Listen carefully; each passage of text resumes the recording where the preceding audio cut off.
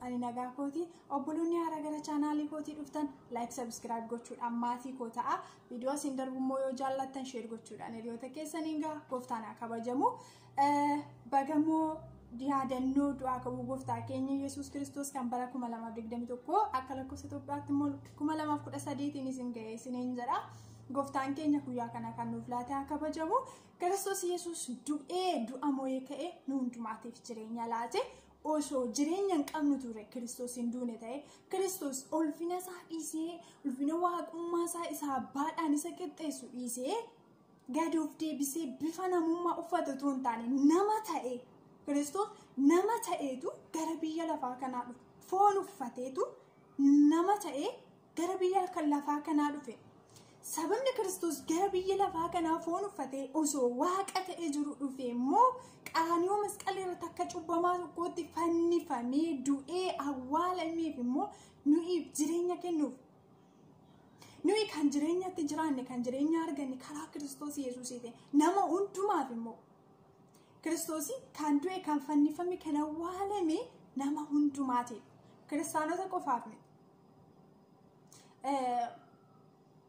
nuyi gaafa Kiristoositti amannu gaafa faarsinu gaafa lallabnu gaafa baay'ee kiristaanaan of hin jennu Kiristoos waanuma nuuf jedhee qofa du'e nuuf jedhee qofa rakkate nuuf jedhee qofa xoofaa dhaawaa dhuge nutti fakkaachuu danda'a warra baay'ee faarsan yookiin immoo warra baay'ee lallaban warra baay'ee dudubbatan warra baay'ee kiristaanota fakkaatan warra baay'ee soomanii sagadaaf qofa miti kan du'e Kiristoos dhala namaa hundumaaf dhala nama kan ta'e hundumaaf hin du'e nama kan ta'e hundumaa immoo wanjoo garbummaa cubbuu ulfaataa isa mootummaa waaqayyoo keessaa nu baasu isa yaada waaqayyoo keessaa nu baasu nurraa konkolaachisee nu immoo jiraatu nu godhuudhaaf Kiristoos tokkicha ilma isaa dabarsee kenne gara biyya lafaa kanaatti erge.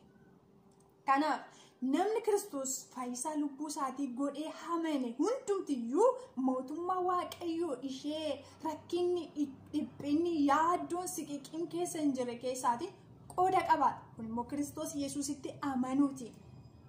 Namummaa isa moofaa sagaleessaa yaada hammina xuraa'ummaa yaada namatti hin tolu alalummaa keessa cubbuu keessa gangalachaa isa ture isa moofa isa sagaleessaan namummaa isa dadhabaa sagaleessaa ofirraa baasnee ganne Kiristoositti amanuu keenyaan namummaa haaraa isa karaa Kiristoos arganne namummaan haaraan inni karaa Kiristoos arganne Kiristoos Yesuus du'ee du'aa moo'ee ka'ee cubbuu keenya hundumaa nurraa qulleesse namummaa haaraa akka uffannu nu godhe isa uffachuudha jechuudha namummaa haaraa isa Kiristoositti namummaa haaraa isa Kiristoositti amanuudhaan argine dhiiga isaa qaraanoo masqalii irratti dhangala'uudhaan nuyiif immoo birmaduu nu godhe Galaatiyaa boqonnaa 5 irratti birmaduutti akka jiraatanii fi Kiristoos Yesuus birmaduu sin baasee jedha birmaduu sin baase maal jalaati cubbuu jalaa cubbuun inni hamaan yaadni foon keenya xuraa'ummaa keessa akka jiraannuuf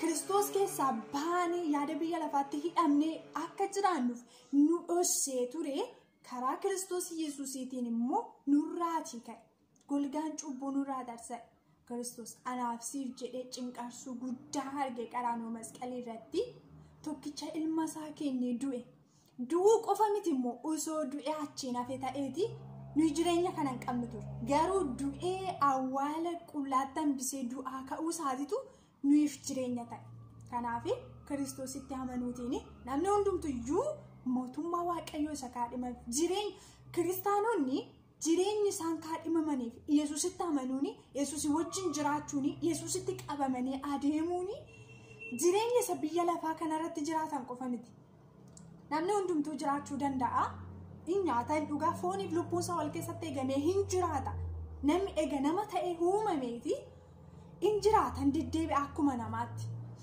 isa miti jireenyi inni karaa Kiristoosiin arganne Kiristoos immoo akka nuti itti jiraannuuf akka nuti dhaaluudhaaf qophoonuuf kan inni tokkicha ilma isaa dabarsee kenne isa biyya lafaa kanarraa osoo hin ta'in dhaala jireenya isa biyya lafaa kanarraa osoo hin ta'in mootummaa waaqayyoo keessaati qooda akka qabaannu jireenya haaraa Yerusaalem haaraa lafa haaraa waaqa haaraa argine boru isa keessa akka jiraannuuf Kiristoos nu kaadhimmata nu kaadhimmachuun isaati immoo tola osoo hin ta'in gatii dhiigaa baaseeti. Lubbuu isaa dabarsee nuuf kenne. Jaalala guddaa nutti agarsiise. Jaalala sirrii nutti agarsiiseetu jechuudha. Gooftaan haa kabajamu. Kanaatiif Kiristoos birmaduu nu baase. Kiristoos birmaduutti akka jiraannuuf immoo wanjoo cubbuu isa ulfaataa nurraa kaase. Namummaa keenya isa xuraa'aa sagaleessaa sammuu nurraa baase. Namummaa haaraatti akka jiraannuufi karaa ilma isaatiitiin jiraatu nu godhee nu qulqulleesse. Dhiigni Yesuus cubbuu hundumaa irraayyuu nama qulqulleessaa jedha dubbiin Waaqayyoo. Kanaaf karaa dhiiga Kiristoos Yesuus dhangala'uutiin cubbuun keenya hundumtuyyuu nurraa qulqullaa'e jechuudha. Gooftaadhaaf galannaa ta'u. Kanaatiif bakka keessaniin isiniin jedha namoonni fayyisaa lubbuu keessanii godhatanii Yesuusin fudhatiin immoo karaa Kiristoos Yesuusin jireenya boqonnaa qabu akka jiru. Yesuus isin jaallata. Nama hundumaaf tokkicha ilma isaa dabarsee kenne. Nama hundumaa jaallata. Namni kamiyyuu akka badu yaada Waaqayyoo miti. Namni kamiyyuu mootummaa Waaqayyoo akka dhabu yaada Waaqayyoo waan hin taaneefi namni hundumtiyyuu Kiristoositti amanuudhaan jireenya bara baraa argachuu danda'a. Kanaaf Yesuusitti amanuudhaan fayyisaa lubbuu keessanii godhattanii fudhachuudhaan jireenya bara baraa keessaati qooda qabaadhaa. Jireenyi inni biyya lafaa kanarraa darbuuf baduuf jira yeroodhaaf. Jireenyi kan hin banne immoo harka namaatiin kan hin qophoofne manni haaraan borutti warra Kiristoositti amananiif qophaa'ee waan jiruuf Kiristoositti amanuudhaan jireenya haaraatti jiraadhaan isiniin jedha. Gooftaan haa kabajamu. Har'a immoo daqiiqaa muraasaaf sagalee Waaqayyoo kanumatti fufnee walii wajjin ilaalla.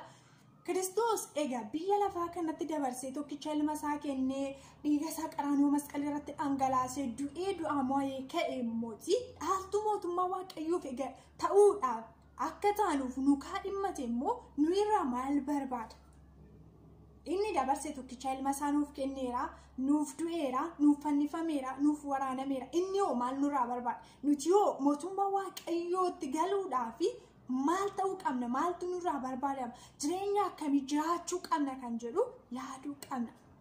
Namni baay'ee lallabee, baay'ee faarsee, baay'ee soomee sagadee, baay'ee jedhee waan mootummaa Waaqayyootti galuutti fakkaachuu danda'a. Miti garuu nuyi dhaloota biraattis Kiristoosiin isa jireenya kana mul'isuudhaaf nufi keenyaafis immoo Kiristoosiin taanee Kiristoosiin fakkaannee isaaf taanee argamuudhaaf wanti Kiristoos nurraa barbaadu jira. Jireenya keenyarraa kan barbaadamu jira. Kunis ija. Namni hojjete haa ta'u, barate haa ta'u, lafa kamiyyuu jiraate ija barbaada. Iji kun immoo wanta hundumaaf iyyuu dhuma isaarratti wanta gaarii hojjete namni walitti qabate gatii dadhabbisaa sana kan inni itti argatu inni argate sun ija jedhama. Jireenya hafuuraa keessattis Kiristoosii wajjin hin jiraate namni ijatirraa barbaada. Ija nurraa barbaada Waaqayyo.